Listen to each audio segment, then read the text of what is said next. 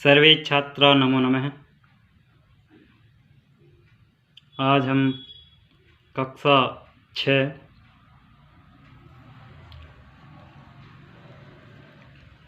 का संस्कृत पुस्तक हृदि संस्कृतम पाठ्यपुस्तकम प्रथम अध्याय विचार करेंगे। इस पे पहला पाठ है हमारे वर्ण विचार। भाषा की सबसे छोटी इकाई को हम वर्ण कहते हैं। भाषा की सबसे छोटी इकाई मानी ऐसा वर्ण जिसके टुकड़े नहीं हो सकते। ऐसा वर्ण जिसके टुकड़े नहीं हो सकते उसे हम वर्ण कहते हैं। यहाँ दे रखा है भाषा की सबसे छोटी इकाई को वर्ण कहते हैं। वर्णों के व्यवस्थित समूह को वर्णमाला कहते हैं। व्यवस्थित का अर्थ होता है जिस प्रकार एक गले में जो माला पहनते हैं या पे माला आपने जो भी फूलों की देखी है उसमें पंक्तिबद्ध लगे हुए रहते हैं, एक धागे पे पिरोए रहते हैं। इसी प्रकार जो अपने वर्णमाला है वो अक्षरों, व्यंजनों और स्वरों से एक कतार में लगे हुए रहते हैं, उसे हम वर्णमाला कहते हैं। वर्ण अथवा अक्षर दो प्रकार के होते हैं। या तो उसको आप वर्ण कह सकते हो, भाषा की सबसे छोटी इकाई जो होती है उसको आप वर्ण बोल सकते हो या अक्षर भी बोल सकते हो। हमारे वर्णों में स्वर और व्यंजन दो होते हैं, स्वर व व्यंजन। स्वर जो होते हैं वो एक तरीके से सेल्फ होते हैं। स्वरों को उच्चारण करने के लिए किसी की ज़रूरत या आवश्यकता नहीं पड़ती। व्यंजनों को बोलने के लिए स्वरों की आवश्यकता पड़ती है। स्वर वे अक्षर जिनका उच्चारण करने के लिए किसी अन्य वर्ण या अक्षर की सहायता लेनी पड़ती है। ए, आ, ई आदि स्वर वैसे हिंदी में 11 होते हैं और संस्कृत में 13 होते हैं। हिंदी में पूरे आगे आपको लिखा हुआ मिलेगा इसी पेज में। और व्यंजन वे अक्षर जिनको या जिनका उच्चारण करने के लिए हमें स्वरों की आवश्यकता पड़ती है। देखा जाए तो जैसे मैंने यहाँ लिखा है क लिखा है, इसके अंदर क्या है? ए है। ए स्वर होने की वजह से ही इसका उच्चारण हम क कर सकते हैं, बोल सकते हैं। इसका हम वर्ण विच्छेद करते हैं, टुकड़े करते हैं तो यहाँ क के हलंत आता है और इसमें से स्वर ए बाहर निकल जाता है। अब इसका उच्चारण नहीं होता है। इसको हम अलग से रखते हैं तो इसको बोलते हैं आधा क। पहले हम बोल रहे थे क तो इसके अंदर क्या था? स्वर ए था। अब ए बाहर निकलने के बाद में इस पे यहाँ हलंत लगता है। प्रत्येक व्यंजन के हलंत लगेगा यहाँ स्वर निकलने के बाद में, तो इसको हम आधा क बोल सकते हैं। तो वे अक्षर जिनका उच्चारण करने के लिए किसी स्वर की सहायता लेनी पड़ती है उसे हम व्यंजन कहते हैं। वर्णमाला, अब ये वर्णमाला है आपके सामने दे रखी है। यह टेबल जो है, सारणी है, इसमें देखो हिंदी और संस्कृत। तो ये संस्कृत में 13 स्वर होते हैं और हिंदी में कितने होते हैं? 11। कितने होते हैं हिंदी में? 11। ये आप वहाँ पे भी हिंदी में जब पढ़ाऊँगा तो वहाँ देखना, क्योंकि बहुत से बच्चे यहाँ अंतर नहीं कर पाते हैं कि हिंदी में है या फिर संस्कृत में है, किस में 11 है किस में 13 है। तो आप विशेष तौर से ध्यान रखें, हिंदी 11, संस्कृत 13। ठीक है। यहाँ स्वर जो है 13 हैं। ए, ई, उ, री, ये सब छोटे हैं, यानी इनको बोलने में या उच्चारण करने में सबसे कम समय लगता है। इसको हम ह्रस्व स्वर कहते हैं। क्या कहते हैं? ह्रस्व स्वर। इनकी संख्याएं 5 है। दीर्घ उसको बोलते हैं जो ह्रस्व स्वर से थोड़ा ज़्यादा वक्त या समय लगे, उनको हम दीर्घ कहते हैं। दीर्घ का अर्थ होता है बड़ा या लंबा भी बोल सकते हैं। अत्यधिक समय। आ, ई, उ और री, ये 4 हैं। संयुक्त स्वर। संयुक्त स्वर क्या होता है? संयुक्त स्वर कहते हैं हम जिनमें संयुक्त मानी जोड़ा या जॉइंट, आप इंग्लिश में जो शब्द होता है जॉइंट। यहाँ देखो ए आई ओ औ, ये चारों जो हैं ये क्या है? संयुक्त है। क्या है ये? संयुक्त है। संयुक्त क्यों कहा गया है? क्योंकि इसमें ए प्लस ई ये दोनों मिलाकर ए बनता है। यहाँ बड़ी ई होगी तो ए हो जाएगा। इसी प्रकार ए बराबर ए धन उ छोटा ऊ, तो यहाँ ओ बनेगा। यहाँ बड़ा ऊ होगा तो औ बन जाएगा। तो कहने का तात्पर्य यहाँ पर यह है कि दो स्वरों के मेल से जो बनते हैं उन्हें हम संयुक्त कहते हैं, संयुक्त स्वर कहते हैं। ये आपके स्वर हो गए। आगे व्यंजन। व्यंजन पे आते हैं। व्यंजन हिंदी में आप शुरू से जब क्लासेस स्टार्ट होती है, प्रथम बार स्कूल जाते हैं, तब सर्वप्रथम आपकी भाषा यहीं से शुरुआत होती है। व्यंजन 33 होते हैं, 33। कितने होते हैं? 33। क वर्ग। क वर्ग का अर्थ होता है यानी क वाली पूरी पंक्ति, च वाली पूरी पंक्ति, ट वाली भी पूरी पंक्ति, त वाली पूरी पंक्ति और प वर्ग का पूरा पंक्ति। सही। इसको क्या शॉर्ट में जाना जाता है क च ट त प, ऐसे बोलते हैं। संस्कृत में जो होता है तो वो क च ट त प, क च ट त प वर्ग। इनको क्या याद रखने में अच्छा रहता है और याद करना, क्योंकि इन सभी से छोटे छोटे बहुत से क्वेश्चन बनते हैं। मैं क्वेश्चन आपको लिख के दूंगा, आप स्वयं इसको हल करेंगे। सर्वप्रथम देखते हैं क वर्ग में 5 वर्ण होते हैं। क ख ग घ ng, ये 5 है। च छ ज झ ञ, ट ठ ड ढ ण, त थ द ध न, प फ ब भ म। विशेष तौर से ध्यान दें, आप स्टैंडर्ड क्लास में आ गए हो। यहाँ जो उच्चारण करते हैं, यहाँ यहाँ और यहाँ, बहुत से बच्चे क्या सेम ही बोलते हैं, अण खाली। तो अण खाली नहीं होता है। जब आपका उच्चारण ही गलत होगा तो लिखोगे भी गलत ही। इसको बोलते हैं हम अंग, इसको ये, इसको न, और ये न और मैं। न और मैं में तो स्पष्ट अंतर नज़र आता है, लेकिन तीनों में अंतर बहुत कम नज़र आता है, क्योंकि शुरुआत उच्चारण में गलती होती है तो अंत तक यही उच्चारण रहता है। अब कृपया अपना अंतर सुधारें। आगे देखो अंतस्थ। अंतस्थ होता है जहाँ वक्त बोलने के लिए अंदर से, अंत मैंने अंदर से निकला हुआ, जैसे यह, र, ल, व, अंदर से भाप निकलती है, हवा निकलती है। उष्म होता है, उष्म बोल दो या उष्म व्यंजन बोल दो इसको।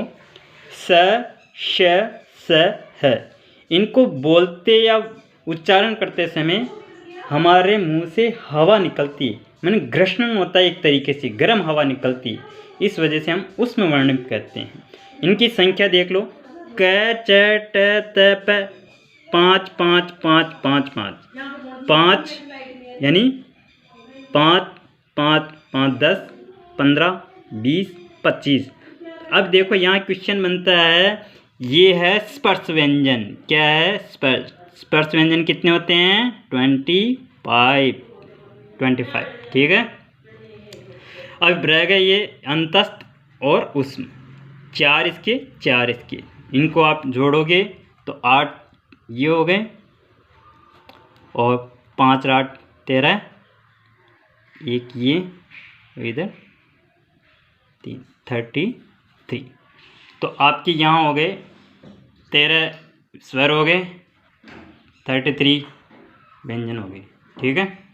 इसको टोटल करते हैं तो आपको यहाँ भी क्वेश्चन बनता है, संपूर्ण वर्णमाला में कितने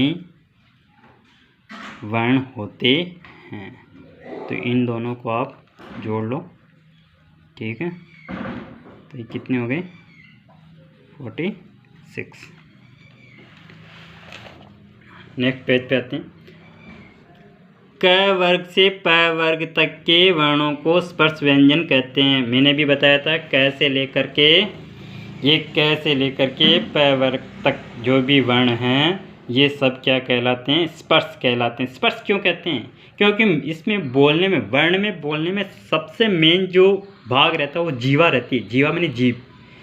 जीभ जहाँ भी स्पर्श करती है उसी नाम से वह वर्ण जाना जाता है। मेन चक्कर जो है जीभा का ही है, जीवा। इसी वजह से ये स्पर्श व्यंजन कहलाते हैं। अब इसका ज़्यादा विस्तार से आगे भी पढ़ेंगे, उच्चारण स्थान होगा तो आपके बहुत अच्छे क्लियर से समझा दूंगा। और लेकिन स्पर्श इसी जीवा का होता है। जीवा जहाँ स्पर्श करती है इस वजह से इसको स्पर्श व्यंजन कहते हैं। अंतस्थ, अंदर से य र ल व, आपने आप उच्चारण करोगे तो स्वतः ही पता लगेगा आपको। उसमें जब आप बोलते हो तो इसमें ग्रीष्म होता है, गर्म हवा जैसे प्रतीत होता है, उसी इस वजह से इसको उष्म कहते हैं। हल चिन्ह, मैंने हल चिन्ह का भी अभी आपको यहाँ अवगत करवाया था। यानी जिस वर्ण के नीचे ऐसा चिन्ह लगाते हैं उसको हलंत या हलंत कहते हैं। इसका भी आप विशेष तौर से ध्यान दें, ये भी क्वेश्चन बन सकता है, प्रश्न बन सकता है आपका। यदि हम क का उच्चारण करेंगे तो क के साथ ए को ध्वनि भी मुख से निकलेगी, अर्थात क या अन्य व्यंजनों का उच्चारण करने के लिए हमें स्वरों की सहायता लेनी पड़ती है। अब देखो क, ए, क, आ, का, ख, ए, ख, ख, आ, खा। यानी कहने का तात्पर्य ये आपको एक तरीके से वर्ण विच्छेद भी प्रश्न बनेंगे आपके। वर्ण विच्छेद होता है, आगे मैं बताऊंगा आपको। जैसे लिखा हुआ है यहाँ पर समर, समर का क्या होता है? योद्धा या युद्ध। यहाँ देखो स हलंत लगा दिया, ए है इसमें, फिर मैं हलंत लगा दिया, इसके अंदर ए है, फिर र, इसके यहाँ हलंत और यहाँ ए। इसको हम बोलते हैं वर्ण विच्छेद। क्या बोलते हैं? वर्ण विच्छेद। और इनको वापस मिलेंगे तो वर्ण पद बोलते हैं उसको। ये भी क्वेश्चन बनते हैं, आते हैं एग्जाम में, आपको करना है, सब आराम से हो जाएगा। एक बार चैप्टर को आराम से पढ़ें।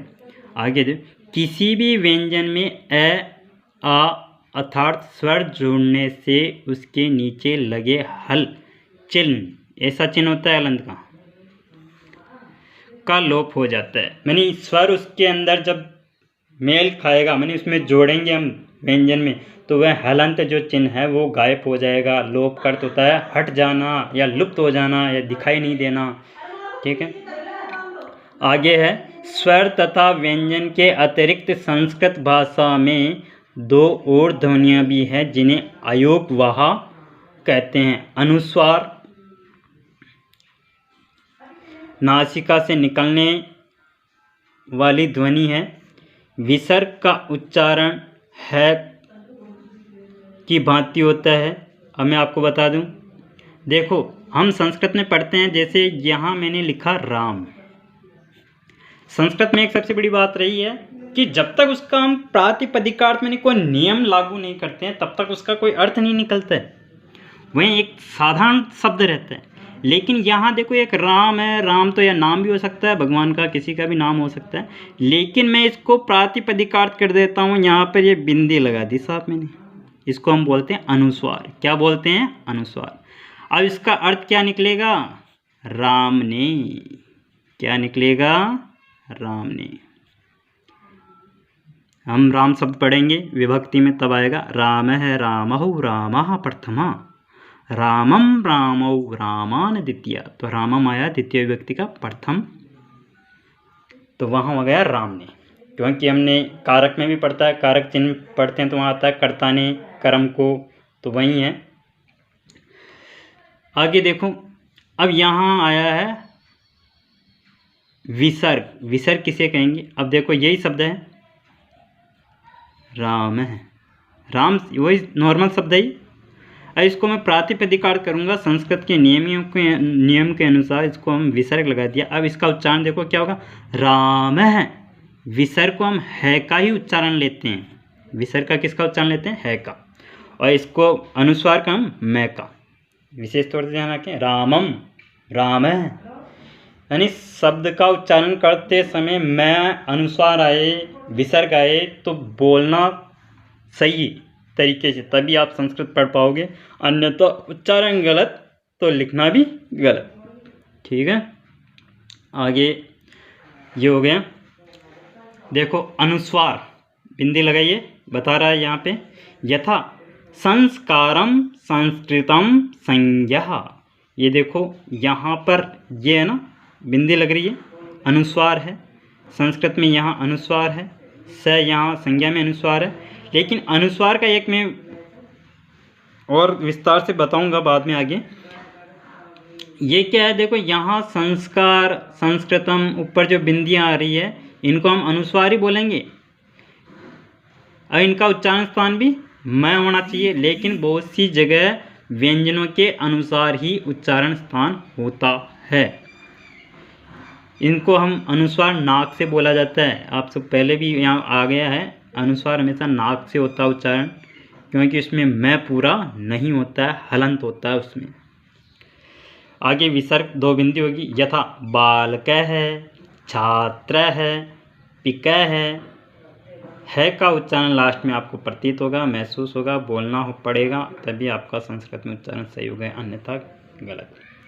अब आगे देखो संयुक्त व्यंजनानि, जब एक व्यंजन दूसरे व्यंजन से मिलता है तो उसे हम संयुक्त व्यंजन कहते हैं। अभी हमने संयुक्त स्वर भी पढ़ा था, यहाँ मैंने बताया था संयुक्त स्वर में दो स्वरों से मिलकर के कोई अलग स्वर बनता है तो उसको संयुक्त स्वर कहते हैं। इसी प्रकार हिंदी में भी संयुक्त व्यंजन होते हैं, आपको भी पता है, वैसे पहले भी पढ़ाया गया है। देखो द और ये, द भी आता है, यह भी आता है, इन दोनों के हम पढ़ते हैं ध। विद्यालय के अंदर ध आता है ना, विद्यालय में वही ध है। विद्यालय में संधि अपन संधि विच्छेद में पढ़ेंगे तो वहाँ जाकर के जानकारी लेंगे इस प्रकार से। आगे स और र, स और र, स और स आधा र आधा, इसको श्रेय बोलेंगे। इसमें अभी देखो यहाँ पे भी हलंत लग रहा है इन सब में, इनमें आगे प्लस और करेंगे ए तो ये पूरा हलंत अट जाएगा, पूरा हो जाएगा।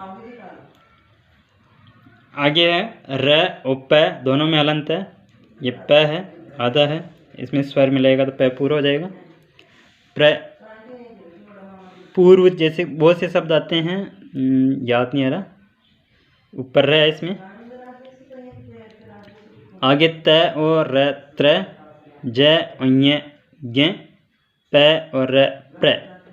देखो ये भी है, इसमें आगे सब में स्वर आ जाएगा, आप जोड़ोगे तो ये हलंत वाला हट जाएगा। ठीक है, उदाहरण क्षमा, क्षत्रिय है, आश्रम है, ज्ञानी, विद्या, सर्प। सर्प में आ गया, अभी ये पै वाला पड़ा था, सर्प आ गया।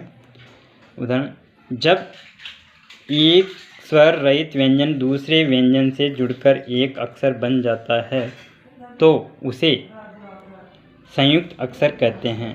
जैसे त, ये देखो आधा त उत्तर में भी आता है, इसी प्रकार मैं प्लस मैं मम होता है, बहुत से शब्दों में आता है, यहाँ ये गलत कर रखा है, इस प्रकार होता है। ठीक है, आगे स्वर तथा व्यंजन के मेल से शब्द बनते हैं। स्वर और व्यंजन, यानी स्वर भी होगा और व्यंजन भी होगा। स्वर तो वैसे सेल्फ होते हैं, स्वयं उच्चारण हो जाते हैं, व्यंजन में स्वरों की आवश्यकता पड़ती है, तब हम शब्दों का निर्माण करते हैं। शब्द से वाक्य बनते हैं, वाक्य से पद और किताबों की रचनाएं होती है।